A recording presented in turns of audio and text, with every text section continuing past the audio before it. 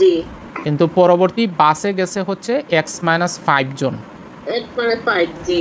x-5। তাহলে প্রশ্নটা কি ছিল? প্রশ্ন হচ্ছে বনভোজনে যাওয়ার জন্য 5,700 টাকায় একটি বাস ভাড়া করা হয়, এই শর্তে যে প্রত্যেক যাত্রী সমান কি করবে, ভাড়া বহন করবে। 5 জন যাত্রী না আসায় মাথাপিছু ভাড়া 6 টাকা কি হয়, 3 টাকা বৃদ্ধি পেল। বাসে কতজন যাত্রী ছিল? তাহলে আমরা যাত্রী সংখ্যা ধরলাম কত? যাত্রীর সংখ্যা ধরছি হচ্ছে আমাদের এক্স জন, যাত্রী সংখ্যা ধরলাম এক্স জন, মানে এই বাসে এক্স জন যাওয়ার কথা ছিল, কিন্তু পরবর্তীতে লোক সংখ্যা কমায় x-5 জন কিন্তু দেখা গেছে 5 জন। এখন প্রশ্নের মধ্যে কি চাইছে দেখেন, বাসে কতজন যাত্রী ছিল, তার মানে এইটার কথা বলছে, মানে এখানে অপশনের মধ্যে যে উত্তর দেওয়া আছে এটা হচ্ছে x-5 মান, কিন্তু এক্সের মান না, কিন্তু এটা ভালো করে বুঝেন। এখানে অপশনে এখানেই ভুল হয় যে এক্স সমান, এখানে অপশনে যে মানগুলো দেওয়া আছে কিন্তু এক্সের সমান না, কিন্তু এখানে x-5 সমান অপশনের যে কোনো একটা মান হবে। এইটা এখানে সমস্যা হয়, এই জায়গায় ভুল হয় যখন আপনি এমসিকিউতে করতে যাবেন, তখন সমস্যা হবে x-5 সমান কত, এটা কিন্তু এক সমান না, এটা কিন্তু বুঝতে হবে। তাইলে এখানে আমরা যদি প্রশ্নমতে লিখি তাহলে কীরকম হবে, 5,700 মাইনাস হচ্ছে কত x-5, তাই তো, মাইনাস 5,700 ডিভাইডেড বাই হচ্ছে এক্স, এইটা সমান হবে কত 3। মানে প্রত্যেকে আপনার এত টাকা করে দিবে, যদি মানে 5 জন কম যায় তাহলে 5 জন কম গেলে কিন্তু টাকা বেড়ে যাবে, তাই না? 5 জন কম গেলে কিন্তু টাকা বেড়ে যাবে।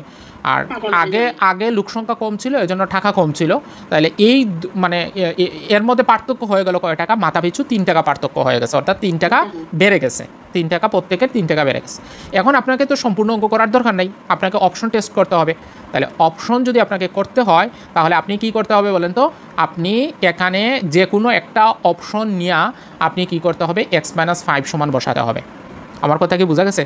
এখন এইটার উত্তর কত? উত্তর তো আমরা যে কোনো একটা বসায় প্রথমে আমরা একটু চেক করব। এখানে উত্তর হচ্ছে 95, তাই না? জি। তাহলে 95কে দিয়ে আমরা এখন ট্রাই করব বোঝার জন্য, দ্রুত করার জন্য। তাইলে আমরা লিখলাম হচ্ছে x-5 সমান হচ্ছে 95। তাহলে x সমান হবে কত বলেন, x সমান হবে 195 প্লাস কত 5, তার মানে x সমান হবে 100। এখন আপনি x এর মান 100 ধরে এখন গিয়ে আপনি করতে হবে, না হয় আপনি কিন্তু ভুল করবেন।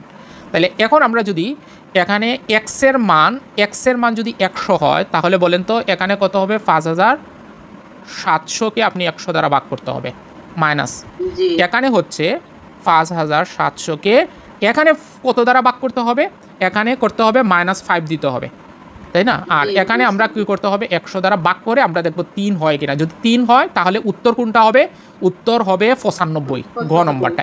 এইটা বুঝছেন এখানে ঝামেলাটা। তাহলে এখানে হচ্ছে 5,700 আর এখান থেকে গেলে হচ্ছে 95 মাইনাস এখানে হচ্ছে, আমি যদি এখান থেকে কেটে ফেলি এই 0 2টা, তাহলে এখানে 57 হয়, তাই না? 57। তাহলে এখন একটু দেখেন যে 5,700কে 95 দ্বারা ভাগ করলে কত হয়।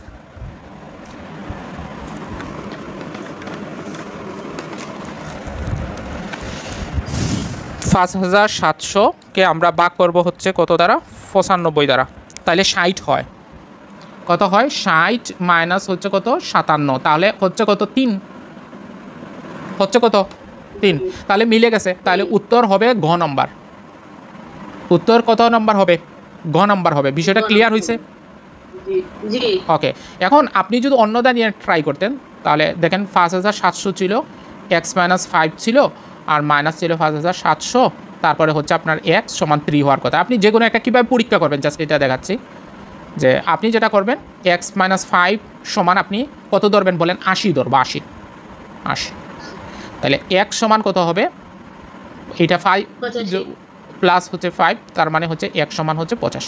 এখন আপনি 85 দিয়ে পরীক্ষা করবেন, 85 দিয়ে যদি পরীক্ষা করেন তাহলে 5,700 ডিভাইডেড বাই এখান থেকে কি হবে, ফার্স্ট চলে গেলে এটা হবে 80 মাইনাস এখানে হচ্ছে 5,700 ডিভাইডেড বাই হচ্ছে 85, এটা সমান 3 হয় কিনা। তাহলে 5,000 কত, 5,000 হচ্ছে আপনার 700কে আপনি ভাগ করবেন কত দ্বারা, 80 দ্বারা।